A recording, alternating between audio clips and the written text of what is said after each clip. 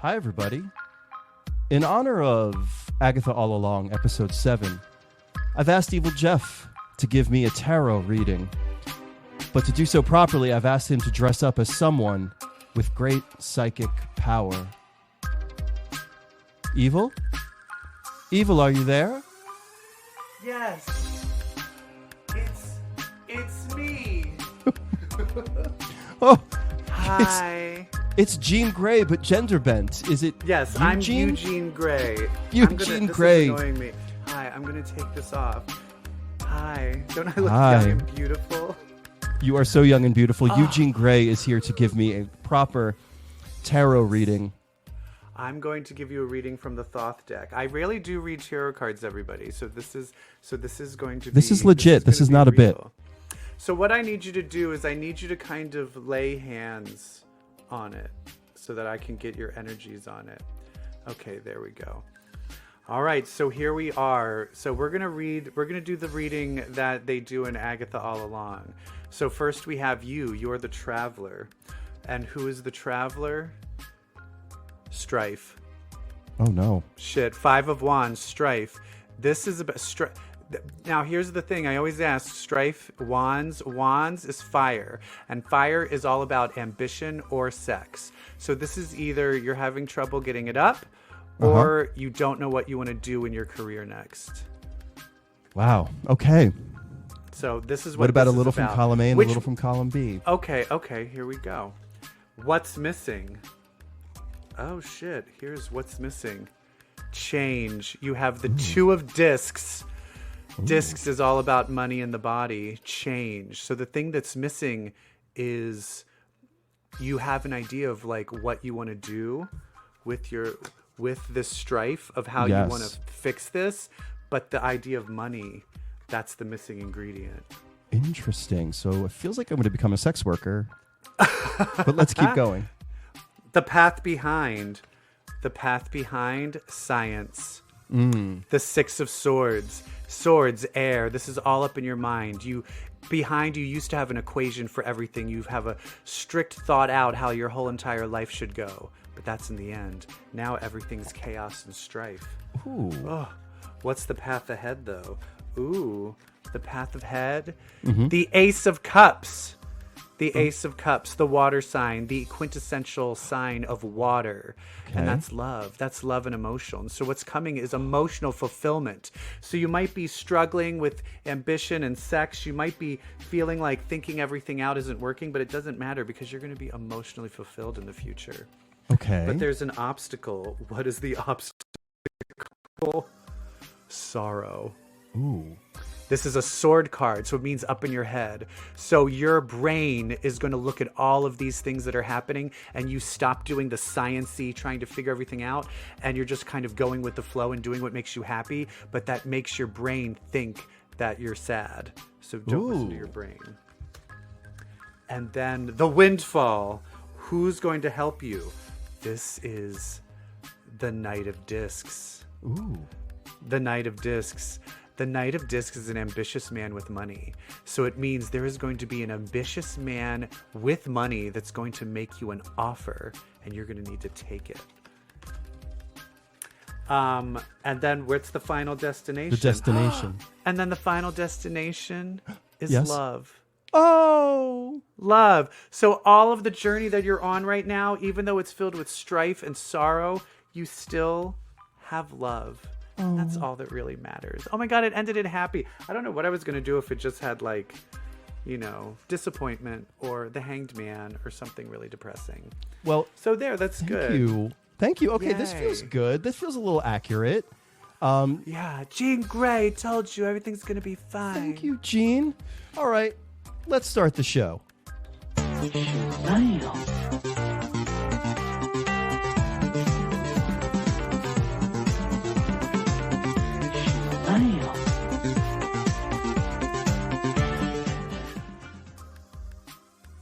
Hello, everyone, and welcome to episode 321, my goodness, of Comic Book Queers. I am your host, Brett.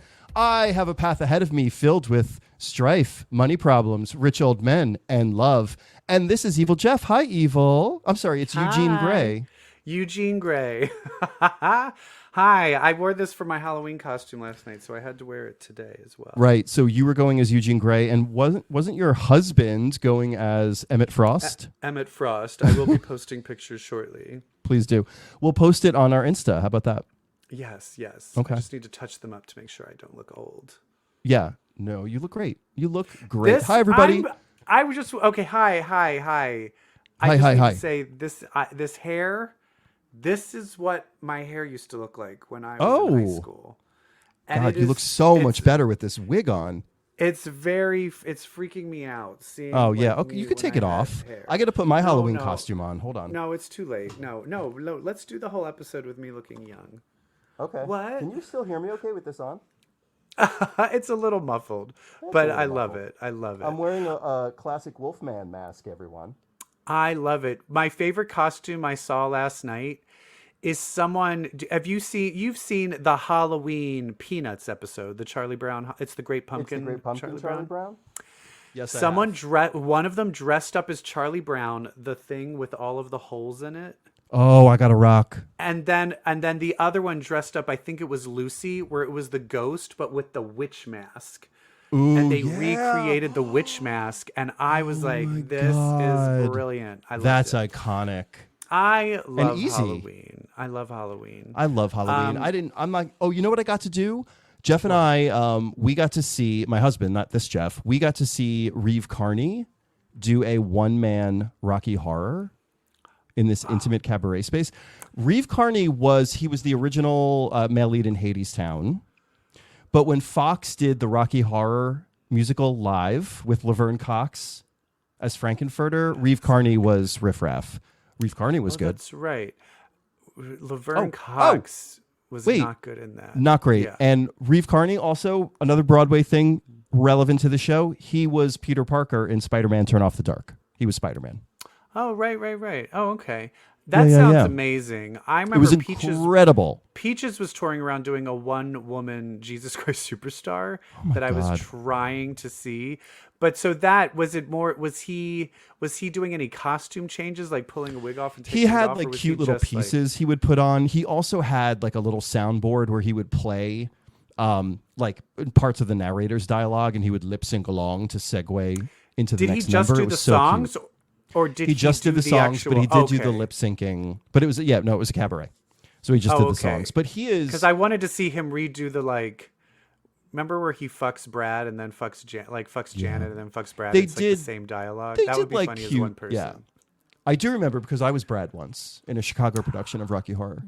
That I 100% believe that. I what a totally dream! See you as Brad. What a dream! And I got to do, and Reeve Carney did this song. I got to do the song that they cut out of the movie, the Brad solo.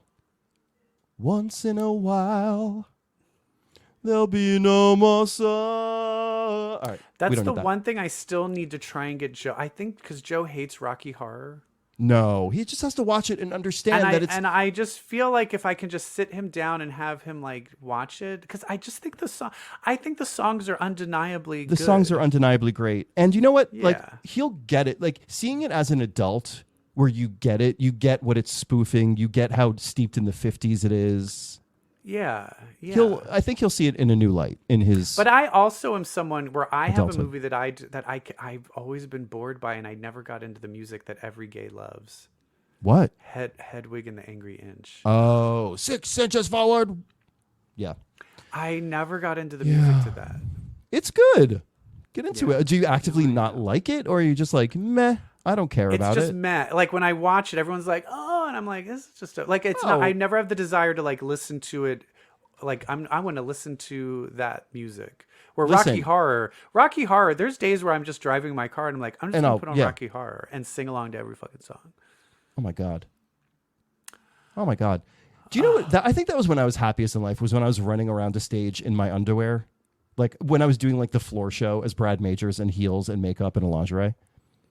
Was that in the actual performance, or did you actually go just to like the movie things where people would dress up? No, we did the Rocky Horror show. We did the stage play. Yeah, nice. Did you ever go to the movie? I knew all the cat big calls time and everything. Yeah. The Music Box, Chicago. And Laverne Cox. It was just like she was just kind of there's no chance she was going to be as good as Tim Curry. You know what No. I mean? I just don't think she. There's like, an art I think, to Frank and Freddy. well, there's also she's not like a musical theater person. She's like an actress, you know. And I was like, you should have given this to like a song and dance person. I'm sure there's a trans song and dance person that probably would have been a better fit. Would have been better. Whatever. Yeah, whatever. What I are we feel talking like about?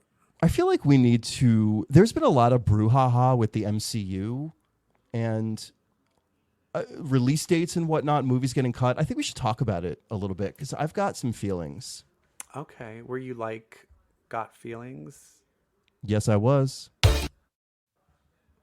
And he was all like, and then she was all like, and then they were all like, and I was all like, what?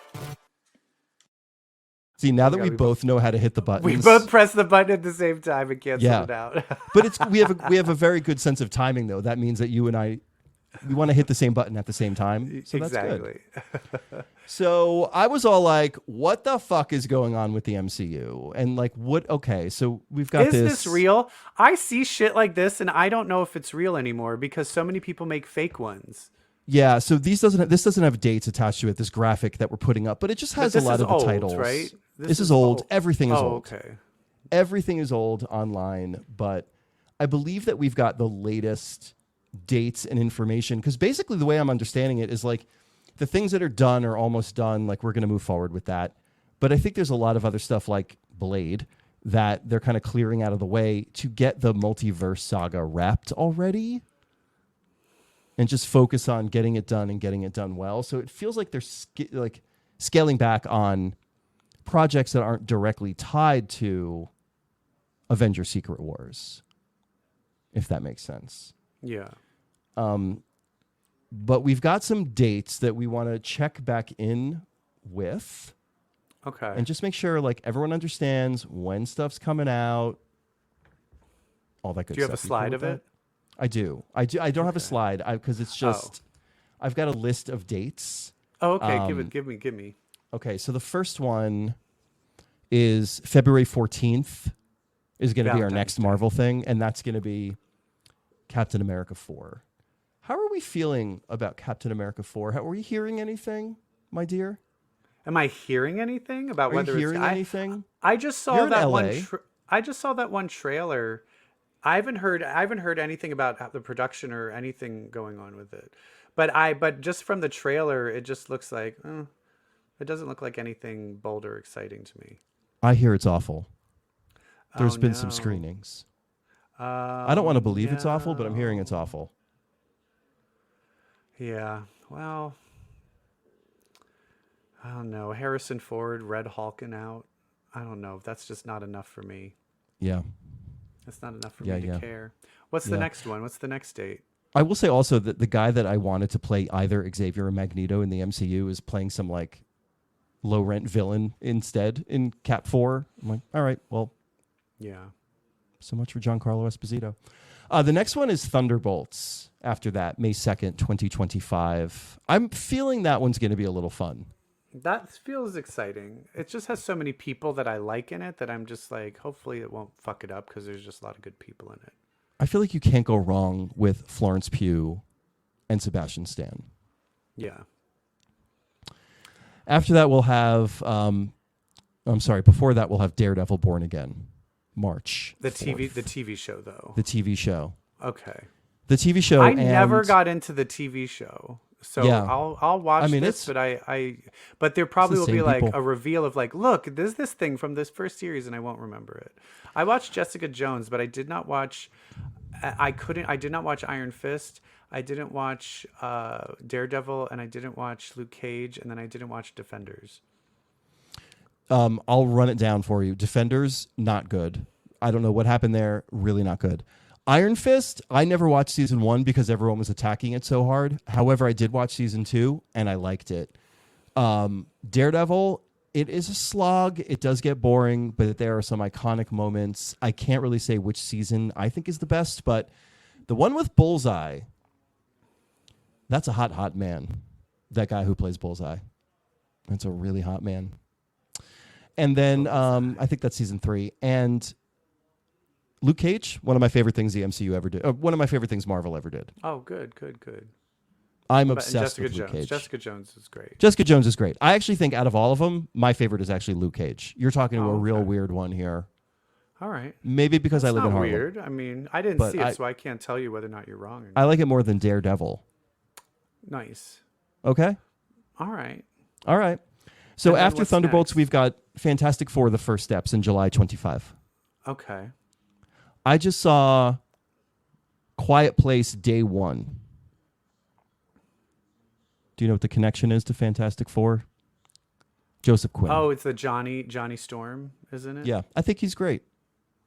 Yeah, he's a great actor. I had no desire to see that. As you know, I do not like a prequel, and so I did not watch that. I don't need to see what happened before. I don't care. Yeah. I didn't like the John Krasinski one. Okay. I liked it, but I was like, this annoys me. It's straight Which nonsense. one? The first one or the second one? The first one. The first one because this whole thing about needing to have kids in this world, I'm sorry. You have to let that go. You can't be pregnant. You can't want kids. I don't care. Yeah, You've got it's plenty. called pull out, bitch. Pull out. Or come on her tits. Oh my God. As soon as she stands up, she's pregnant. I'm like, what are you, straight people? I can't. Yeah. Then I think we're going right into it. I think we're doing Avengers Doomsday, May 1st, 26. It's right now it's looking like what? Could Fantastic Four be the only thing in 25? Maybe Ironheart will be there? Yeah. Wait, All what do right. you mean the only Doomsday. thing? You had, well, there's Captain America and Oh, Thunderbolts. Thunderbolts. Oh my God. I meant, yeah, never mind. I'm getting my years messed up. This is 2024. Next year's 2025. Oh Yes. my God. Okay. Mm-hmm. Oh my God. So it's going to go Avengers Doomsday, May 26, Spider-Man 4, July 26, and then fucking Avengers Secret Wars 27.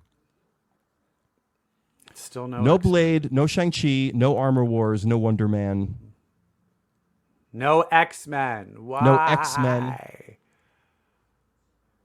Really gonna have to wait Other till rumor. the 2030s for X-Men? Oh my Jesus God. Christ. I'm going to be 60 years old. Shh, that's not true. Billie Eilish, rumored to be approached by Marvel to have a big role in the MCU. Billie Eilish. As who? Who do you think that's going to be? I don't know. What could you see Billie Eilish as? Probably some lesbian, like a lesbian Yeah. character. Kitty. Who? Oh, as Kitty Pryde. I don't know. Everyone's saying Rogue. I'm like, no. But Kitty Pryde, but then I don't know. Maybe let's get, since you didn't do it with Billy Kaplan, get a Jewish. Is Billie Eilish Jewish? Oh, right. Yeah. Get a I actually Jewish looked that up person to play earlier. I Kitty did not Pryde. see any evidence that she was Jewish. Yeah. I would get a not Jewish want her person to playing play Kitty Pryde because of that issue. Yeah. Anyway. I don't know. Until the X-Men show up, I'm just like trudging along with this. Yeah. Because honestly, after this Agatha, what else is going to be as good? What's going to be as good as any of that? Nothing is going to be as good as Agatha. I actually think we should. We should fucking talk about that last issue. What do you think? I think All right, let's do it. episode. Let's go. Reading Rainbow. What you reading? Is it porn? Oh, no, it's comics. That makes sense because of the show. That's the wrong one. Oh wait, is it this one? What you watching? Is it me naked? No? Oh, fine.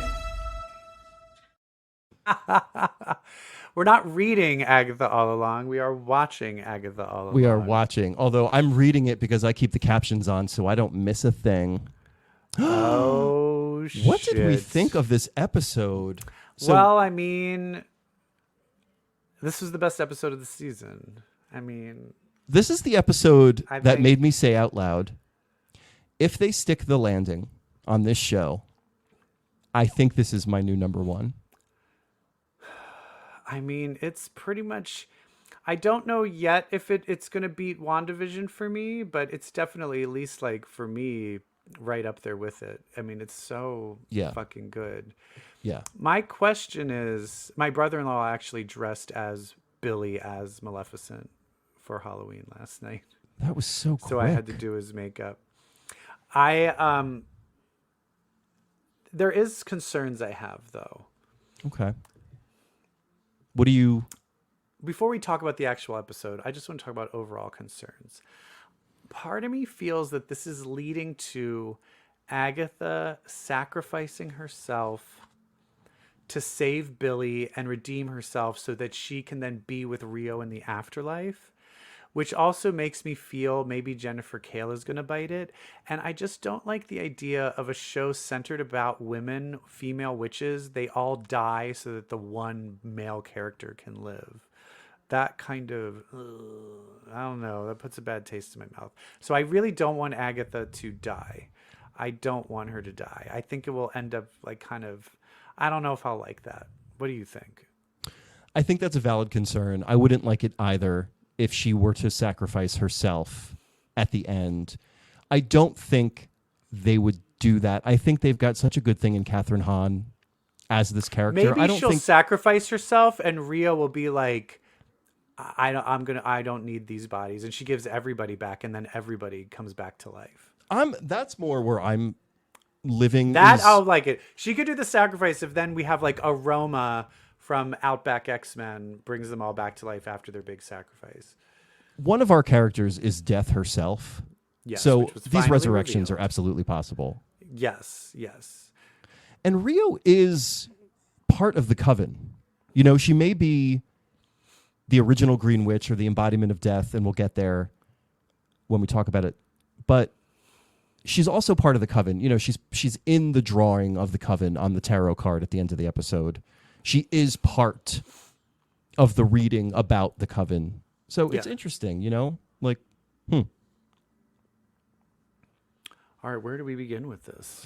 Where do we even begin with this? Because this episode, much like that Lost episode, The Constant, starring Desmond, happens non-sequentially. So well, it's happening sequentially from Lilia's perspective. Non-chronologically. Yes. We're finally seeing how she's experienced it. And we have said the entire time, every time she goes into a trance, this is part of the trial. This is part of the trial. And I even said when she calls out the tarots, these are the tarots she's going to have to remember. Yes.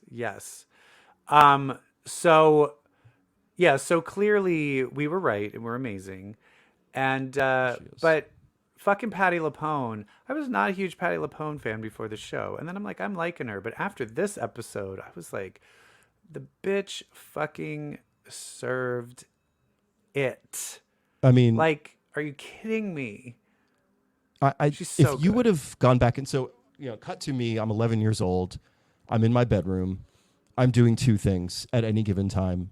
I'm reading comic books and I'm listening to the Evita soundtrack. Oh, Evita. Starring Patti LuPone. And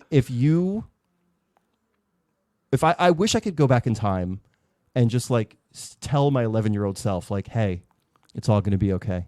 Because Patti LuPone is going to give the most iconic performance in the Marvel universe ever, Marvel Cinematic Universe ever. Yes, there's a Marvel Cinematic Universe. Little Brett. By the way, you're gay. Come out. I would do all of these things.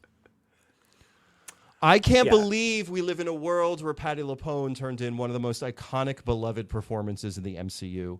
Pinch me. Yeah, and I'll come. It opens with her falling. It opens with her falling, which you know is going to be a full circle moment. As soon as they showed her falling, I'm like, oh, she dying at the end of this one. Yeah. Well, I mean, this is not going to be ending well. No. But it's kind of just going back and forth between, we see like Billy and Agatha get to the next trial, but it's Lilia's. And so there's swords on the ceiling and they're trying to just do the readings, but they don't know what they're doing. Do so our the reading, swords any are falling reading. down and the ceiling is coming down.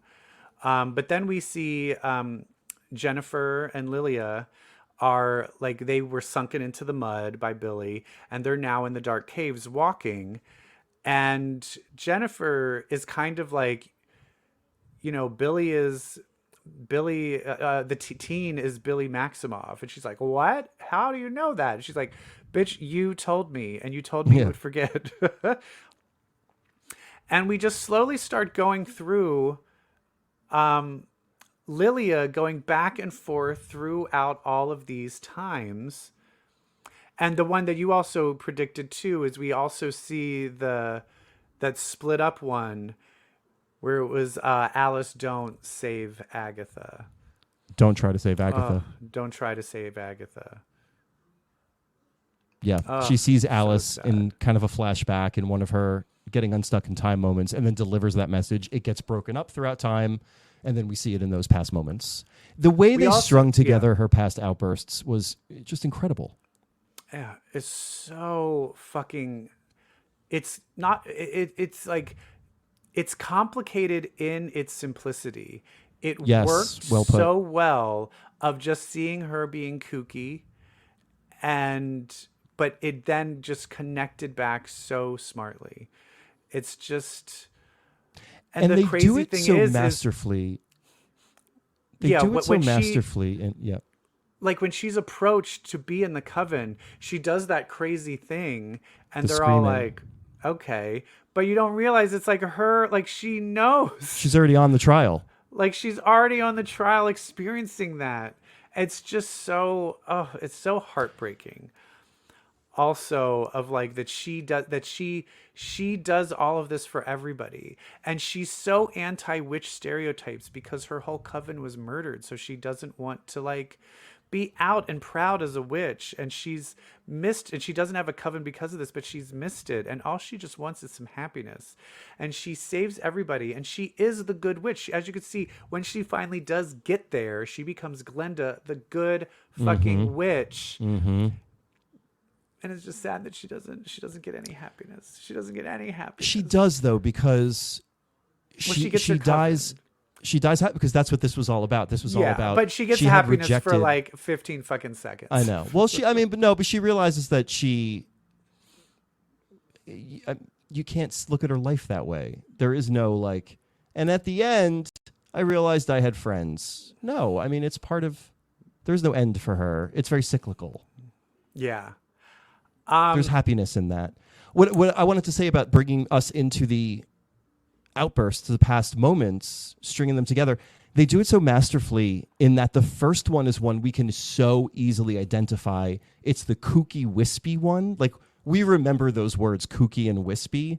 And then it's kind of the gimme one, the easy one. Jen going, you're kind of kooky, wispy, and then you remember that very clear, very distinct flashback, where the other ones were like screaming or her saying no, something very generic, but they bring you in with one that's very distinct and then take you on that ride through all the past ones. It's just so well written.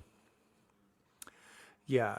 And I also just love the outfits. They enter this trial as the stereotypical witch that they are. And Billy is Maleficent, which I think looks fabulous. Agatha is the Wicked Witch of the West. Billy had that great line about if the cheekbones fit. Yeah. Oh, also Agatha had that line of like, if you want a straight answer, don't ask a straight woman or something. Okay, let's pause here for a moment. We had a gay joke in the MCU. Yeah. Yes. Yeah. Yes. I mean, there's been some gay jokes from Billy, but this is the first time Agatha is like, I'm full on lesbian. I am a lesbian. I am gay. Incredible. Reason to celebrate. So good. Lilia's the good witch, and people were fighting over whether Jennifer was the Rapunzel witch. I think she's the Snow White witch. Yeah. She's the Snow White hag. Yeah. I just love it. The fact that they can freely use all these Disney references. It's like, they can just use them. This in such a fun way. Yes. Yeah. You know what we never mentioned last week's episode, the reveal that Agatha was not only was Elphaba, evidently based on Agatha, but Agatha was also Jolene. Yes. We never talked about that. Well, that's the other thing, because if you think about who Rio is in the comics. Do you know who was in love with Rio? You mean Death? Thanos, yeah. Death. I know. Thanos. Comic Book Queers tweeted that they think that Rio should make a Thanos reference at some point. and because that in the comics, death is the reason he snaps everybody. Yeah, like to please her. He's doing it to please impress her. Where in in the MCU, he's doing it because of overpopulation. The ratio of resources. So, yeah, but that one. So it is just kind of. I just love that not only is she fucking, just the whole connection. Now I'm seeing a connection to Dolly Parton and Thanos. Ooh. I think there needs to be a Dolly Parton Thanos show where they're trying to fuck with Agatha and Rio. Yeah. Yeah. Dolly's team, just double the resources. And Thanos' team, no, half the population. Yeah. Well, anyway, so Lilia, they show up and they're like, okay, we need you to read the tarot. Who is the traveler? And so they think it's probably Billy. Right. And he asks the question, am I William or am I Billy? And I thought that was very deep. And that she was very starts deep. Doing his That was reading. also the subtitle that we put on our thumbnail last week. Yes. Billy Kaplan? Oh, we said William Kaplan or Billy Maximoff? We were prescient. Yes. But as she's reading it, the knives are still dropping. So it's just not working. And she's like, what am I missing? What am I missing? Also, during the cave, they also discovered that the Salem 7 are hot on their tails and are about to catch up with them. They are. And there's also right some beautiful moments with Jennifer Kale, Sashir Zameda, where she kind of gives her a choice of like, there's a subway, you can just leave, but you're part of this coven. And I think this was kind of one of her, I do think and this is where Sashir Zameda, I think people don't are underestimating like what a great actress she is. Yeah. Because she's not written a full character arc, but the selfishness and self-absorbedness from when she first appears to her, and I will say to the final, because she's the one that reacts when Lilia decides to sacrifice herself. Right. And you see Shazir Zameda is destroyed by it, where she's like, no. And that from that first episode is already such a huge arc. And that's all in the acting. That's all in the acting. I'll add that if you go back and watch who the first person to run out of the room is in the first couple of trials, it's Jennifer Kale, and she pushes her way into the oven first. She pushes her way out of the second trial first. Then you have her going, I'm not going before you, to Lilia, and Lilia going, no, get in there. And then delivering that incredible line with that incredible read. I loved being a witch.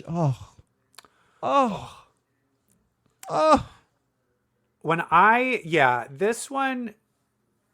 Yeah, so in the end, she ends up having to do the reading. She does the reading, but what's the missing is it's not about Billy. It's about her. And this is where this is going to go down. Or them. And I know people might be like, this is like end of 6 Feet Under. This is like Usual Suspects reveal of Kaiser Soze. Like this is a cinematic moment. Uh-huh. When she goes through each member of the coven as the next tarot card. And not only that, but it goes back in time to when it was just randomly said. And when it was randomly said makes 100% sense. Chills. I will say I was seeing it with someone who had an Italian grandmother who read tarot cards. Oh my God, stop. Who died. And so this person was like, this person was like sobbing, crying. And we're like, oh my God. Shit. Because they were like, I was not expecting it to be this real.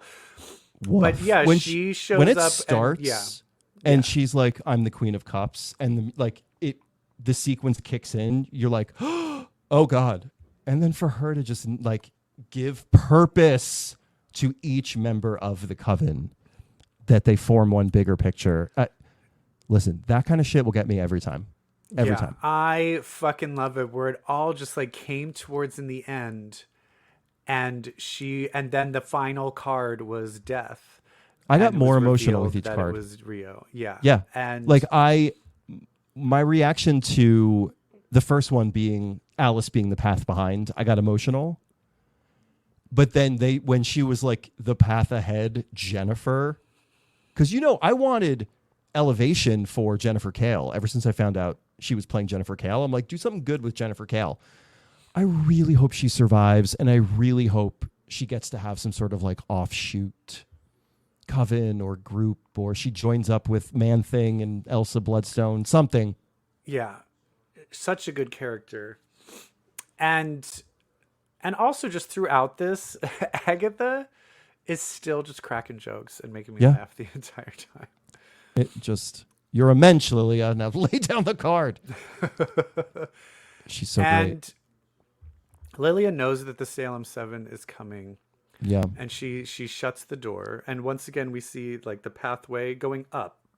Yes. And I'm sorry, I skipped over the Rio being deaf thing. And I think it's very purposeful that Rio appeared to Lilia prior to this scene. Yeah. The reveal that she is Death, the original Green Witch. We'll learn what that means. But yeah, and Lilia. I also think the path going up, like how the pathways have been going up rather than down, I have a theory on that because I had talked about that. Oh, you did? A couple episodes ago. You did. Well, let's talk about it now. What do you think? I'm going to say, I said when the trial was over, everything's down, and it's down, down, down the road. Everything is about going down. Why did that one trial go up? And I'm like, maybe that means the trial is incomplete. No, it was complete. Why did that trial go up? I forgot. Do you know what else happened in that 80s episode? What did they do in the beginning of that episode? They did the broomsticks. On brooms. And what happened while they were flying on the brooms? They crashed. Oh, the world inverted. Oh, the world Gravity inverted. Gravity inverted. And as soon as it inverted, all of the downs became ups. Oh, and it's almost like they leaned into Stranger Things, the upside down. Yeah. Or is it because suddenly the tower became reversed? And so the very end, she straightened the world back out. Put the road back on the right footing. Yeah. They did go up again out of the Iron Maiden. Before that's what I'm saying. They went up again, yeah. and then she flipped it because once it gets flipped, that wall would have been going down. That's genius, and the level of detail that they're paying attention. Yes. Oh my god! I never EvilJeff going. Oh my god! I look like Devo going like from the brooms turning upside down to then this right back. Oh my god! That is so smart. Yes, so Lilia stays behind, and we all know that Billy's card was like the tower reversed. And basically she ends up telling them, like, you know, the more power, I have more power with the tower upright, and she flips it, and all gravity returns, the Salem 7 fall on all the sealing knives. Not so fast. With her. What? Oh, I counted. They didn't show all of them. 5. Yeah, so there's 5. So there's still 2. I think what we'll see is we'll have a big fight, and then Lilia's life starts over again. Sorry, before I move on to predictions. Like then we return to the beginning of when she is a little girl at lessons. One thing I love about the Rio reveal is when we did Jennifer's trial and Lilia saw her old teacher, she saw Lady Death behind her, like the hooded figure with the skull face. She saw Rio, already. Yeah, I think we'll see the big fight be Agatha versus Rio. I mean, it was right there in episode 1. But I also think we're going to see an intervention of like 1 or 2 of the remaining Salem 7. Yeah. And I think that kind of third wheel of the survivor of the Salem 7 will somehow disrupt the Agatha Rio. Didn't Rio say that someone is sent the Salem 7 after her, or are they just going after her because she killed their parents? Rio is the one who told them. Oh, she told them. Okay. Yeah. All right. So do you think there will be no Mephisto? So I got a few things. One, and I said this before, Rio's beholden to someone. Like if Rio has a job she had to do, that means Rio has a boss. So that's one. 2, and I saw this on a TikTok video. These trials are gay, Queenie theater kitty as hell. Like so someone was like, I don't know who put these. You think Billy's doing it? No, I don't think Billy. Oh, okay. There's nothing like. There's no way you're going to get Billy doing anything malicious. Billy is the young Avenger Wiccan. Period. That's what I think. Okay. I think you will see perhaps a Mephisto being the one who's like, I designed these things. You know, like these are some real gay, real theater kiddie trials. Like Ouija boards, jam sessions. There's some flamboyant somebody putting these I'm together. surprised hasn't been brought into the MCU yet, which I guess, he's more of X-Men, but Arcade. Yeah. This also seems like something Arcade would do. This is so very arcade. It's so arcade. Wouldn't that be great? Yeah. It's all mechanical. The Witch's Road. Anyway. So the last two episodes are this week. Yeah, it's the finale. So yeah, next week is the finale. I'm gonna be so What am I gonna sad. do? My whole personality is this show now. What do we I do? said that with X-Men '97, and then Agatha came along and fulfilled some. There's nothing. Some dreams. I know. Should we talk about comics then? Yeah, you gonna do it or do you want me to? You do it. All right. It's mutants with powers, Omega for hours. Bitch, let's read some X-Men. All right. We're gonna talk about some X-Men comics right now. Yes. And we've got a few that we need to talk about, starting with our girl, Allison Blair, who should be on the show. Maybe when Dazzler #3, we can have her back. We can have Dazzler come back. Okay. And she can But Dazzler explain #2, what'd you think, EvilJeff? Is this an improvement from the first issue? No. No. I just... What's wrong? It doesn't have... It's missing relationships. Like, apparently, is she dating that doctor? Were we supposed to know that? I don't know. She like gets that text from that surgeon, and it acts like they're flirting. I'm like, are they together? Who is that? Who are she? you? Yeah. There Random needs text. to be this. There is literally zero relationships. There's zero connections and relationships, and I'm just like, the person who wrote this. I'm sorry, but go read Uncanny X-Men and look at what Gail Simone is doing. She's incorporating connections and relationships and people. It's just like, that's where the real thing is. Everyone is just like, I'm a character and here I'm saying a thing, and now there's battle and there's no stakes. There's not. It's all like, oh no, her concert's going to be ruined, and now I'm going to do a talk show. Oh, and then I got possessed, and now the talk show is ruined, and I look bad. Like, these are just. I just need to. You need to make me care about these people. Yeah, I think there And I is. The only thing that reeks of any sort of humanity is, ironically, Shark Girl's role as drummer and how that's controversial. But she's not even in this episode. No, I know. Like, it's not even being explored. That's really the only thing that I'm finding interesting in this book. And I just feel like it's a repeat of the first one.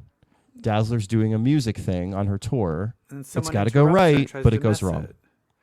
Yeah, and so it's like, and also she seems very like, it's okay, I'm above all this. And it's like, well, if it's not affecting you, why do I really care? Like, it's just, I need to see some sort of pathos. Why is Strong Guy there? Why is Domino there? Why is Madrox there? Like, why are they there doing a concert? Like, you know what I mean? It doesn't make it's so wild sense. Ever since X Factor Investigations, anytime you have Jamie Madrox as a background character, it just feels so inauthentic. Yeah, he's a major player. There was a point where, I mean, and people are going to come for me. He was, for a while, because of Peter David, he was kind of like the Batman of the X-Men. He was the person who could, he was like the detective. Yeah. He could figure stuff out. And then they just like... gone. Now he's just a stagehand. Yeah. Which I'm fine with. Like, be a stagehand in Dazzler's show, but let's give have him a some character. sort of, let's have something going on with that, you know? Yeah. And also, I don't know. Every time there's a Dazzler thing, I'm like, just make it about her stupid sister so I can be happy. I just want to see Dazzler and her stupid death sister yelling at each other. That's all. That's all I want. Also, this is someone that was like brutally murdered and came back from the dead, and also has like kind of an immortality power. Like, I need to see some inner turmoil going on. I want to see like the Cyclops having a panic attack in the window. Let's see some like real, like some real interactions. Also, you're going to have her date a random person that we've never met before, and then she's just texting him? No, she should fall in love with someone, and then maybe, but he's an anti-mutant person, or maybe he was betraying her. Like, let's get something interesting going on. I don't want to talk about this anymore. I want to be dazzled. Yeah, it's not dazzling me. X Factor. All right, we have This X is Factor a bit of number a step 3. up. Yeah, a bit of a step up from last. Not as annoying as previous. Again, it still reeks a little bit of Mark Russell, amazing writer, knows nothing about the X-Men. Yeah. That being said, I think that for that reason, I think the granny characters is the most interesting to me. Right. Because literally she's like, I didn't know I was a mutant until I died and then didn't die. And that's so that Mark now- Russell, like, genius concept kind of stuff. Like, how would I And know so- I was a mutant until Yeah. I died late in life? And I like the idea that now that the resurrection is gone, she is forcibly resurrected and she can't die. So she's literally just trying to commit suicide. Because her whole family, her whole family died. Her whole family, like, first her husband died in a fire and then her whole family died in a plane crash. And so she's literally just like, I don't want to live anymore. I'm 87 years old. I want to die. Crazy. I think that's Crazy. fun. Yeah. So this one's like a fun adventure. It's Havoc, like, not being totally insane and out of pocket like he's been a lot lately. I mean, like, what a crazy jump of the Havoc from, like, Mutant X Yeah. to this Havoc, Yeah. who's just an incompetent, dare I say, boob. Yeah. And also, he's so like, but like, where's Polaris? Oh, we're looking for her. I'm like, they're not looking for her. Like, and wouldn't you think he's so smarter? Like, Havoc, That's what I mean. Like, and You- then he's kind of like, and it turns out like the TikTok owner, like the whole thing is they have to go to a moon base, but then it's like the moon base is AI, and then he realized that we're bad, so now we have to blow up the moon base. And so they go through this mission, but then he's kind of like, oh, I guess like are they the bad guys? And you're like, yes. you used to lead, you defined a decade by leading a government-sponsored team that was rife with corruption. Like, And this is what I'm then was talking about. leading the Uncanny precedent. Avengers. Right. And then Mutant they X. kind of made sense where then did he die in the before Krakoa started and was resurrected? Yeah, he died. Didn't he die at the end of Uncanny X-Men before Krakoa? Not sure. I think he like blew himself up or something. And after that he was all crazy, starting with Marauders, and I'm like, okay. But just because you're crazy and filled with demons doesn't mean you're still not smart anymore. I don't know. I actually would have liked Warren Worthington as the leader of this book more so than Alex Summers. Yeah, I don't understand why Warren's like not even in it anymore. I don't Yeah. get that either. That was kind of weird. promising. It was like Warren. I liked like Warren was the veteran who knew how to do this stuff, limited power set, but knew how to do this stuff. And then he's got to lead this team of people who are either they don't know what they're doing or they do, but they're being messed with by the government. But here you have Havoc, who's just, again, a boob. Yeah. But then still the leader. He's acting like so much a boob, he wouldn't be the leader. Yeah. Who was Frenzy texting? When She was was that? also texting some Yeah. love interest. Was that someone we know? I have to look. The only person I've ever known her to love. Is Cyclops. Yeah. Can't talk now in space. Oscar. Is that someone we should Oh, that's know? Cecilia. Oscar It's is not Frenzy. Cecilia? Yeah. Oh, that's Cecilia. Oh, Cecilia's the one texting. Oh, sorry. That's me being racist. Do we know who that is? So, okay. No. All right, whatever. All right. I'm sure it'll Anyway. be someone we're introduced to, and he'll be part of that mutant liberation thing. Ugh, that's the noise. right. That's the sound. Ugh. Let's move on. X-Men X-Men 6. 6. You know, I feel like Edie... I don't know what her deal is yet. And I'm just blaming that, I think, maybe on the writing. She seems very tortured, but I'm still not, I don't get what her POV is. Is she on Cyclops' side, or is she rebelling against it? Because she hated Krakoa, she's murdered. I'm kind of like, what's going on? I just don't get it yet. And so a lot of the thing with her and Illyana, it just felt a little inauthentic to me, because I just wasn't getting who she really is. She has a responsibility to this little girl who flashes her the Midnight M, the mutant symbol. So you've got that she's compelled to help this girl who asked but I for still help, don't know, is she really on Cyclops' side? Like, what side is she on? I think she's on that team. Anti-X-Men but she's been anti-X-Men for a while. And so I'm still just a little confused of what her deal is. But anyway, they go off to save a little kid. The one thing I did like about this is Ben and what was the other girl? Stacy? Was she Stacy? Yeah. These are the two people who were adults whose mutant powers appeared. And basically they're like, well, we can't go back to our regular lives, so I guess we're X-Men now. Especially her. Yeah. She looks like a fish lady now. Yeah. So, and then there was some flirtation with her and Hank. So yes, which we like to see. A love interest.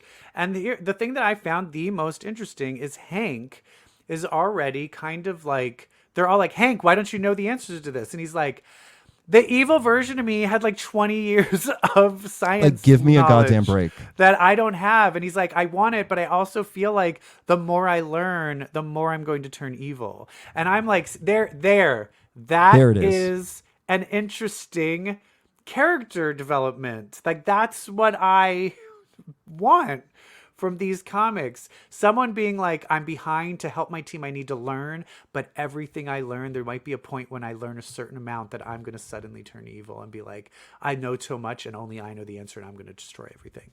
That's interesting. And then poor Magneto, he's also trying to help Magneto figure out how to fix his powers. Yeah, which is they fully always explained what's going on with him. No, it's so loosey-goosey to me. It's also a trope I cannot stand. I hated it in the Bendis run where Scott and Emma's powers just didn't work. They were on the fritz. Okay, you'll be fine soon, whatever. It's like, don't know what to do with the character? Make their powers go on the fritz. But this did answer a question I had, because I was like, if Magneto's powers are on the fritz, then who made that huge metal statue of a Sentinel? And it turns out that's not a statue of a Sentinel. It's a Sentinel. That is an actual Sentinel. And it came for the little girl who they saved. That little girl did it. And so then I was like, okay, all right. So this one, we're doing steps up, but there's some things that feel off, but it's good. I like it. It's good. One thing I think that's really working is Illyana. I like that she keeps casting spells and using sorcery and using magic. It's not something that writers typically do with this character. Her name is fucking Magic. I like that she's seeing souls. I like that she's putting mothers to sleep.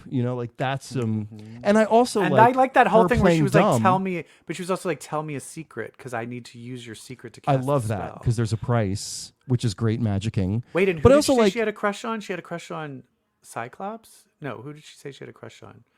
Edie. What was her secret? Oh, yeah.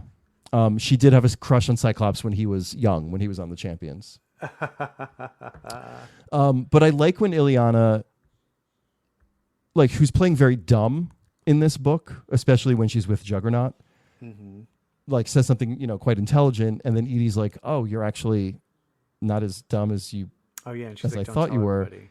And she's like, yeah, don't tell anyone. I don't want any more responsibility. I was like, that's some good Illyana right there. I like that. That feels right in terms of my take on the character. I think people have been writing Illyana as very stoic, and Illyana was always a brat. She was always a brat. Always. Yeah, snowflake. And she's bratty again here, which is what she needs to be. Yeah, it's great. Dark and bratty. It's exactly what she should be. What else we got? Did you read this? Avengers number 19? I did. Yeah. This was so random. It really was just not a lot happened. Not a lot happened. Doom, who's now Sorcerer Supreme, which happened at the end of Blood Hunt, calls the Avengers in for a chat and a challenge. And I'll tell you this. I am not on Doom's side in this, but I am not 100% on the Avengers side of this either. What do you mean? Well, basically, Storm's on the team. You know, it's the team. I like this team. It's Black Panther, Captain America, Captain Marvel, Scarlet Witch, Vision. Storm, and Vision. Am I missing anyone? Oh, and Tony Stark, Iron Man. That's a great It's a great Avengers lineup. team. And basically, Black Panther's like, oh, there's a solo mission? I'm going to go on that. And they're like, are you going on that because you don't want to confront your ex-wife? And he's like, maybe. Maybe. Yeah. Many things can be true at once. And then it cuts to Captain Marvel and Storm talking, being like, I think he went on that because he's trying to avoid you. And she's like, oh, yeah. Yeah, but then there was, but also it needed to be done, and he's the one who needs to do it. Yeah, but they're setting up. Oh, there's going to be some fun confrontations between these two. Oh, like, yeah. Like, so Just it's you like wait. these simple things where you're like, this is what makes the tension and stuff of a book good. The only thing is, what is the relationship now between Vision and Scarlet Witch? I'm not keeping up. I think they're cool. But they're not in a relationship. I think they or love each anything other, like but that. they're not. Yeah, They're not together.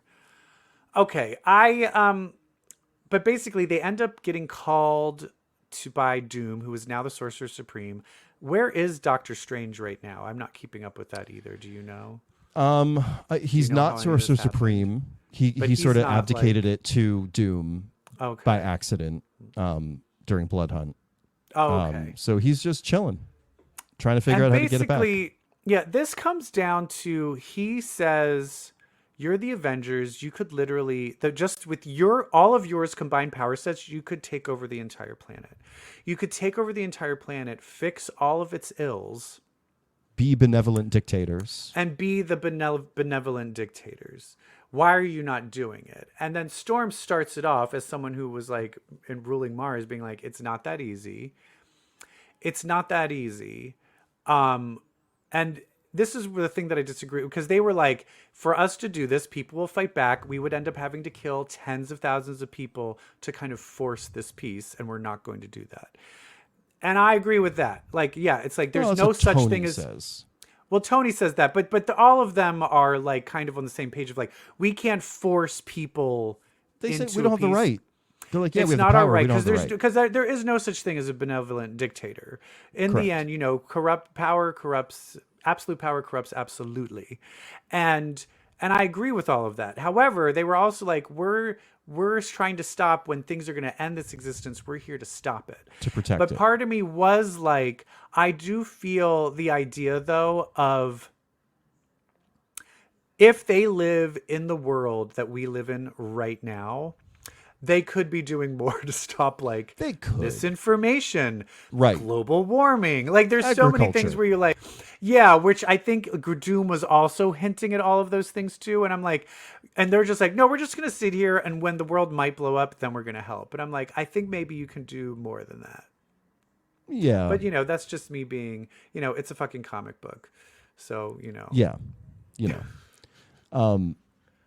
Interesting why Doom was asking them this, because it feels like he's going to do this. He's going, in his absolute power as Sorcerer Supreme, is going to probably try to make the world a better place, quote unquote. Yeah. And they're going to have to, which I think is interesting, because they're going to have to stop him. He's going to be like, I'm just doing what you people should be doing. I'm doing something about the issues. You're not. And they're like, well, we're here to stop you. He's like, but I'm doing good. You're going to stop me from making progress? You're doing good until the problem always is no matter how much good you do, there's going to be a large group of people that are like, I don't want you to do good. Leave me alone. And then you have to be like, no, you have to. No. Well, we're going to die fighting. And they're like, okay, well then I'll kill all of you. And then suddenly you're not benevolent doing anymore. Yeah. But Doom's never cared about any of that stuff. No. Also, but it's also, the funny thing is they're like, he's trying to see that he's going to be good. But it's like, this is not the first time that Doom's had absolute power. You know what I mean? Oh, yeah. That was like Hickman's, wasn't the whole Secret Wars with Hickman? Wasn't Doom the one running that? Yeah, whole and show? Doom even then also was steeped in good intentions, where he just wanted to save what was left of the multiversal reality. I know. So part of me is like, bring that up. I'm gonna be like, Yeah. girl, you've been here before and it didn't work. But I think he's an absolute narcissist. So he's like, well, that wasn't my fault. I know what I did wrong. Yeah, I know what I did wrong. Now I'm going to do it again this way. Yeah. Like, Jesus Christ. Anyway, so I like this book too. I like Yeah, it was Storm cool. hanging I out would with have these liked a other little people. bit more acknowledgement on Doom and Storm's part. Like, I would have liked Doom to be like, oh, Aurora slumming it with the Avengers. You know, something where he's like, Yeah, I'm in love they with you. They have a history. Yeah. Yeah. Good art, too, in this book, I have to say. I like Yes. I like the way really we're do drawing. like the art. I like Yeah. the art. Yeah. Well, Is that it? that's it. That's all we got this week. Jesus Happy Christ. Halloween. Happy Halloween, everybody. Happy Halloween, everybody. Spooky scene's over, and now it's Oh, no, turkey full time. moon. Turkey time. And remember, Halloween is for the gays, so be respectful. And if you're like, respectful. hey, Get out I of our want to way. celebrate Halloween and I'm not gay, what should I do? There is something you can do. What? You can read a comic. Because if you read comics, well, then that makes you queer. Bye.